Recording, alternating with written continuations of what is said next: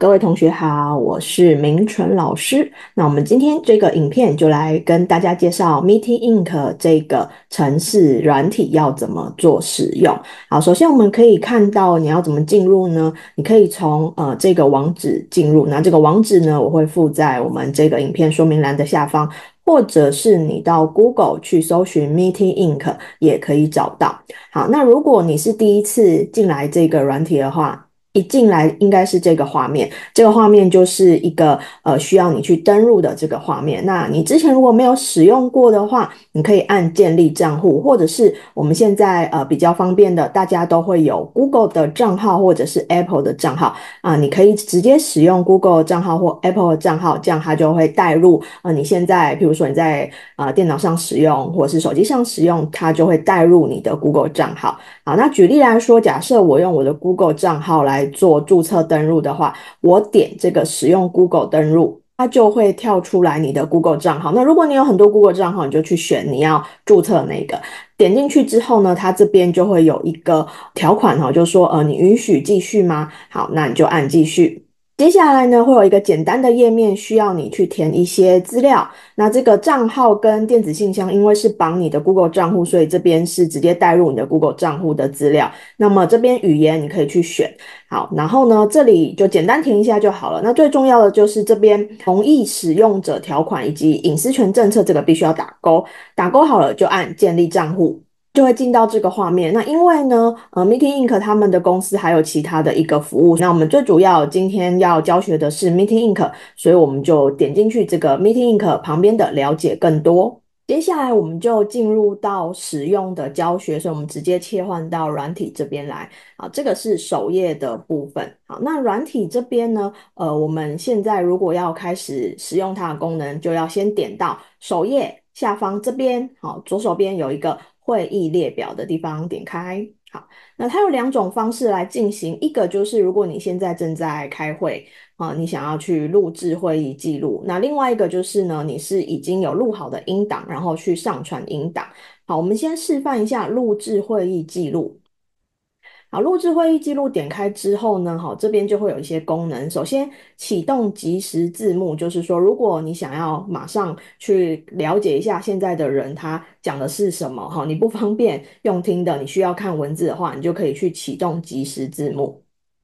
那启动之后，这边就可以去选语言哈。那这边这个功能它衍生出来，还有另外一个功能是比较厉害的地方，就是它可以做一个即时翻译。对，譬如说，如果你的会议现在是有其他国家的人，譬如说，你这个会议呢是有日本人他在讲日文，但是你对日文其实并没有那么熟悉，所以说你在启动即时字幕的时候，你就可以选日文，然后呢，你这里可以做一个启动即时翻译，翻译成中文给你自己去听。好，好，那这个是启动即时字幕的这个部分。那如果你没有要及时的去看这个字幕的话，那我们就把这个功能给关起来。好，那接下来就是说，我们一般呢、在使用录制会议的这种软体的时候，通常都是说要邀一个额外的机器人进你的会议室。那这个软体 Meeting Ink 它比较特别的地方，就是它可以不用邀机器人进到你的会议室，它可以偷偷录的意思。所以就在这边哈，录制线上会议的分页，我们把它打开。好，那像说我现在呢已经开了一个 Google Meet 的会议室在浏览器上面了，那我们就可以去选。那像现在很多的开会软体它都有浏览器的版本嘛，所以如果你要这样子偷偷录的话，你就可以呢使用浏览器去开你的会议。譬如说像以这个 Teams 来说，它也有浏览器的这个版本。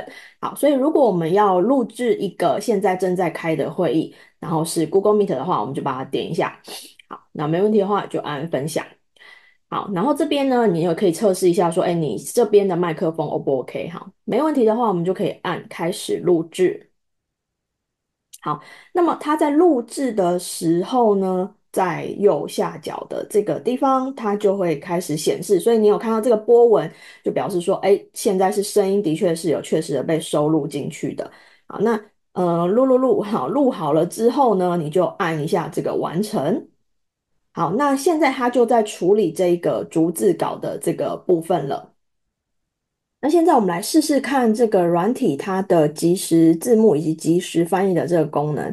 好，那我现在在旁边开了一个 YouTube 影片，然后他们是用日文对谈，而且是刚好是两个人。那我们就来试试看它的即时的字幕以及即时的翻译效果如何。好，那我们一样按这边录制会议记录。好，那我们就启动即时字幕。那他们两个讲的是日文，好，然后我们就把它翻译成中文。因为我是开 YouTube 的这个页面，所以我们就是一样选择这个分页，好，选到这个 YouTube 这个页面。好，没问题的话就按一下开始录制。好，那我们就来放一下这个 YouTube 影片哦。気分転換の時でも、やっぱり記憶の、手がかりとか、慣れる本、やっぱり読んでいただければいいかなと思いまして、自好，在の。所以我们就可以看到说，它在软体的下方，它就非常的及时的去呈现它的即时字幕以及即时翻译。それではですね、練習を今回始めさせていただきます。よろしくお願いします。引き続き、ロさん、よろしくお願いしますというところで、とうとう第3回、最後にですね、こちら、お伺いしたい、ロさんが進める書籍3選ですね。こちらちょっとですね、受験生に向けて、こういう書籍読んどくといいよっていうメッセージをちょっとね、お伺いできればと思っております。はい。よろしくお願いします。わかりました。我们刚刚看到他一边呢在跑，他们一边放影片的时候，一边有显示即时的字幕跟即时的翻译。大家应该有察觉到说，即时的翻译它并不一定是那么的准确。我觉得应该是速度的关系，因为我刚刚有在试了一下哦，就是说等我暂停之后呢，我来按它的旁边哈，这边有一个翻译的功能，然后翻译出来之后，我就觉得哎。诶这边其实因为这边不用管，这边是我刚刚讲话的声音，它也收进去了。好，Guess Two 这边哈，我觉得像这个，我觉得它翻译的应该就还算蛮到位的。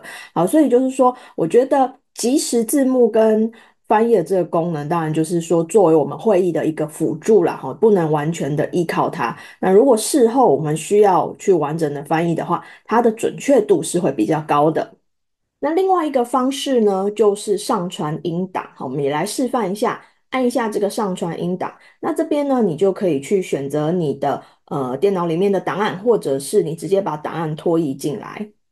那像举例来说，我就拖一个档案进来。那它这边支援的格式呢，也蛮多的，音档好，我把档案拖进来。好，没问题的话，你就按一下确认。好，那这边可以让你去选你的语言是什么。那像我这个，我知道它是这个繁体中文，那或者是你要自动让它去侦测也没有问题。好，那这里就按上传档案。不管你是用录制会议记录或者是上传音档呢，你所有的专案都会在会议列表这边去做显示。那像刚刚我示范的这个上传音档，我们来看一下它的成果，然后我们把它点进来。好，那这边它比较特别的是说，诶，譬如说它有两个人在讲话，所以它会有guest one 跟 guest two。那这里呢，你可以自己去帮他做一个修改，好，譬如说 guest one。好，那这边我就可以把它改成实际与会者的这个名字，好，然后 guest two，好，那这样子是不是看起来就非常的一目了然了呢？那所以这边呢就是逐字稿，然后它旁边会有这个 AI 的摘要，然后以及它也会有这个翻译的功能。如果说你需要去把它翻译成其他的语言的话，好，譬如说假设刚刚的这个逐字稿我要翻译成日文，好，他问我确定要产生翻译吗？OK，就确认。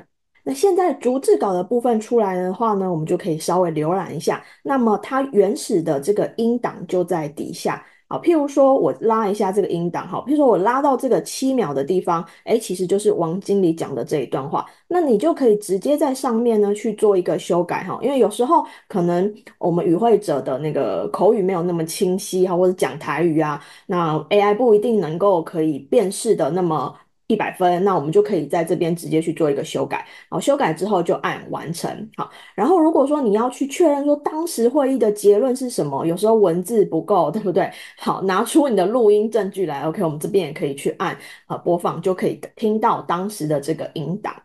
好，那在这边呢，做完之后没有问题呢，你有时候会需要说这个逐字稿去做一些其他的运用嘛，有可能呢你要去整理一份会议记录。或者是呢，你是有一个影片，然后你希望来上字幕，诶，这个 Meeting Ink 都可以帮我们做到哦。我们在这边好右上角的地方，这里就会有一个下载文件，好，下载文件，下载文件这里可以让你去改档案名称，然后呢，你看你是要去下载逐字稿加摘要还是翻译？好，假设我要下载逐字稿加摘要，那这边就可以让你去选，哦，docx 就是微软的那个 Word 档。